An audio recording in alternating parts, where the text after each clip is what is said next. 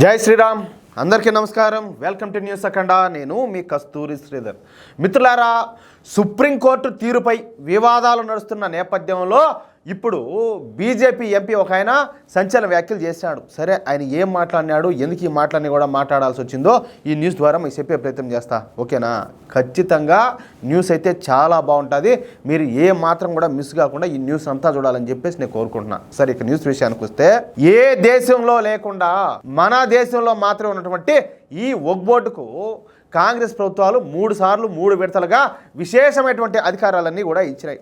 వక్ఫ్ board చేసేటటువంటి అక్రమాలను ఎవరో ప్రశ్నించడానికి వీలు లేకుండా చట్టాలు అయితే చేశాయి. అంటే దొంగలకు ఫ్రీ హ్యాండ్ ఇచ్చినట్టు అనమాట కాదు, ఉండింది అదే, జరిగింది అదే. ఇకపోతే ఈ వక్ఫ్ బోర్డు ఒక రియల్ ఎస్టేట్ కంపెనీ లాగా పనిచేస్తూ అటు ప్రభుత్వ భూములను ఇటు ప్రజల భూములను స్వాహా చేయడం మొదలుపెట్టింది. ఇక ఈ వక్ఫ్ బోర్డుకు సూడో సెక్యులర్ ప్రభుత్వాలు వంతపడడంతో ఈ వక్ఫ్ బోర్డులకు తిరుగు లేకుండా పోయింది. అంతేందుకు స్వామి, ఇప్పుడు తెలంగాణలో వచ్చేసి కాంగ్రెస్ గవర్నమెంట్. సరే, వాళ్ళైతే వాళ్ళ ఓటు బ్యాంక్ కోసం వాళ్ళు ఇదంతా కూడా చేస్తారనుకుందాం. ఎందుకంటే వాళ్ళు ఎక్కువ సపోర్ట్ చేసేది వాళ్ళకే కాబట్టి. అసలు 3 సార్లు వాళ్ళు విశేషమైన అధికారాలు ఇచ్చిన వాళ్ళు వాళ్ళకి ఎందుకు సపోర్ట్ చేయరు చెప్పండి.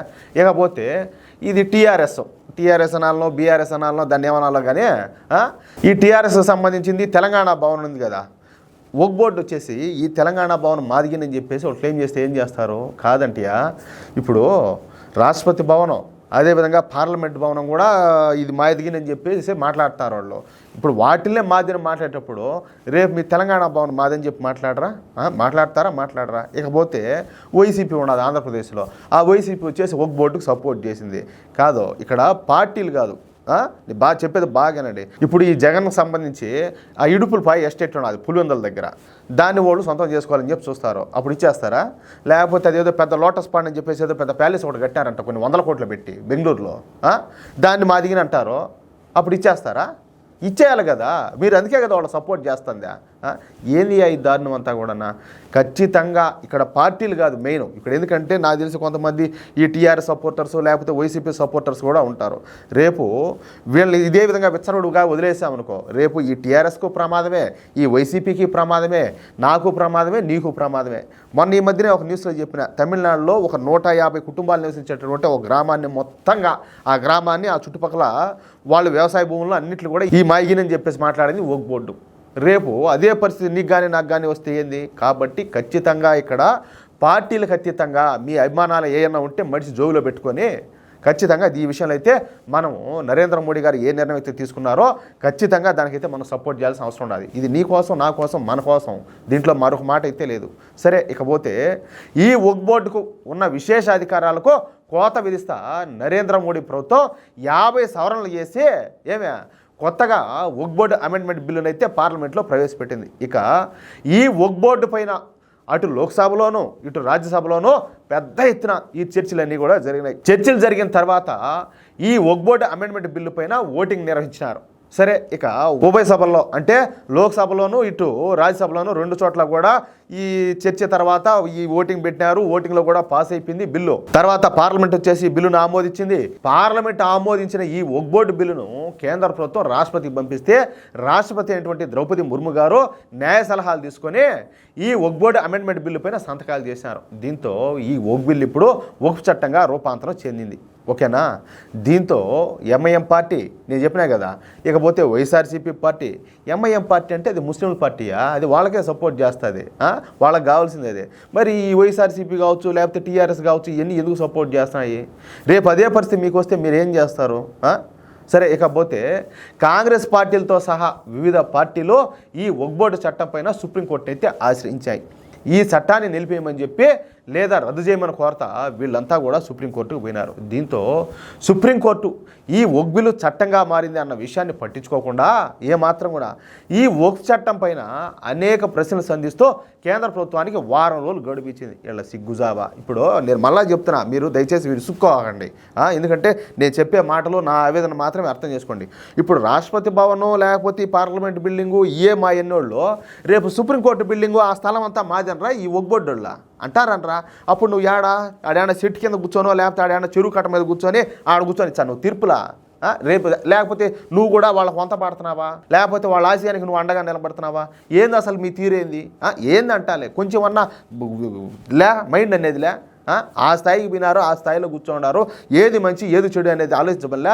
వాళ్ళు ఎగేసుకోమని పొలోమని వచ్చి ఆడ పిటిషన్ వేయగానే దాని మీద విచారణ జరపడం, ఏదో దేశంలో సమస్యలు లేనట్టు ఏందో ఈ చదువులన్నీ ఏడ సంకనాకన పోతున్నాయో నాకు అర్థం కావడంలే.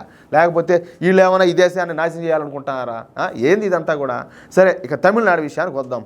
తమిళనాడు ముఖ్యమంత్రి స్టాలిన్ వారసత్వ రాజకీయాల మూలంగా తమిళనాడుకు ముఖ్యమంత్రి అయిపోయినాడు. అయితే సహజంగానే వివిధ రాష్ట్రాల్లో ఉన్నటువంటి యూనివర్సిటీలకు ఆయా రాష్ట్ర గవర్నర్లు ఛాన్సలర్గా వ్యవహరిస్తూ ఉంటారన్నమాట. ఇది రాజ్యాంగంలో అయితే రాసి ఉండాలి.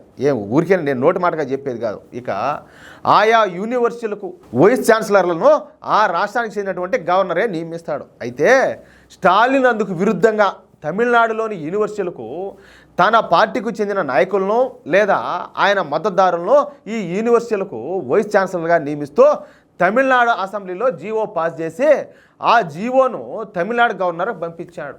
అయితే తమిళనాడు గవర్నరు ఆ బిల్లు పైన సంతకం అయితే ఎట్లా పెడతారు? ఇట్లా లంగాలు లత్తుకోరు వాటికన్నిటి కూడా ఎట్ సంతకాలు పెడతారంటాలే.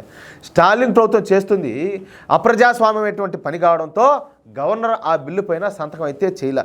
ఇక ఈ విషయం పైన తమిళనాడు ప్రభుత్వం సుప్రీంకోర్టుకు పోయింది. మేము చేసే లంగా వ్యాపారాలకు ఆ గవర్నర్ మాకు సపోర్ట్ చేయలేదు. నన్ను నమ్ముకొని ఎంతమంది ఉన్నారు నా మద్దతుదారులంతానో వాళ్ళంతా కూడా రాజకీయ నిరుద్యోగులుగా ఉన్నారు. వాళ్ళకి ఏదో ఒకటి అయితే నేను అవకాశం ఇవ్వాలి కదా, వాళ్ళని ఏదో పదవుల్లో నేను కూర్చొని పెట్టాలి కదా, లేకపోతే వాళ్ళు నా కోసం రేపు పెట్ట పని చేస్తారు, నాకు ఎట్లా ఓటు వచ్చాయి, లేకపోతే మళ్ళీ రేపు నేను ఎట్లా అధికారం లేకొచ్చాను అన్నట్టుగా ఈయన సుప్రీంకోర్టుకు పోయినాడియా. దీంతో ఇంకేమీ పని పాట లేనట్టు ఈ కేసును స్వీకరించినటువంటి సుప్రీంకోర్టు ఒక విచిత్రమైనటువంటి తీర్పునిచ్చింది.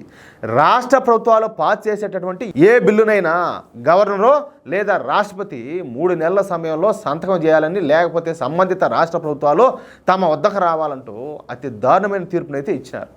ఇది సుప్రీంకోర్టు. దీంతో ఈ విషయం పైన ఇప్పటికే భారతదేశ ఉపరాష్ట్రపతి జగదీప్ ధన్కర్ గారు, అదేవిధంగా కేంద్ర మైనార్టీ శాఖ మంత్రి అయినటువంటి కిరణ్ రిజిజు గారు తీవ్రంగా స్పందించారు. దానికి సంబంధించి కూడా నిన్న కూడా ఒక వీడియో చేసిన మీరందరూ చూసే ఉంటారు. అయితే ఇలాంటి తీర్పులు అప్రజాస్వామ్యం అని చెప్పేసి వాళ్ళు పెద్ద ఎత్తున కూడా నిరసన అయితే వ్యక్తం చేశారు. ఇప్పుడు కొత్తగా ఈ సుప్రీంకోర్టు విషయంలో బీజేపీ ఎంపీ అయినటువంటి నిషికాంత్ దుబే కొన్ని సంచలన వ్యాఖ్యలు అయితే చేశారు. ఈ సందర్భంగా ఆయన కూడా మాట్లాడుతా ఈ మధ్యన అన్ని విషయాలను కూడా సుప్రీంకోర్టు నిర్ణయిస్తుంది. ఇలా ప్రతి విషయాన్ని కూడా సుప్రీంకోర్టే నిర్ణయించేదానికి ఇక మన పార్లమెంట్ ఎందుకు, ఈ ఎలక్షన్స్ అన్నీ కూడా ఎందుకంటాలే ప్రతి చట్టాన్ని కూడా సుప్రీంకోర్టే చేసేటట్టయితే ఇక పార్లమెంటు మూసేయడం మంచిది.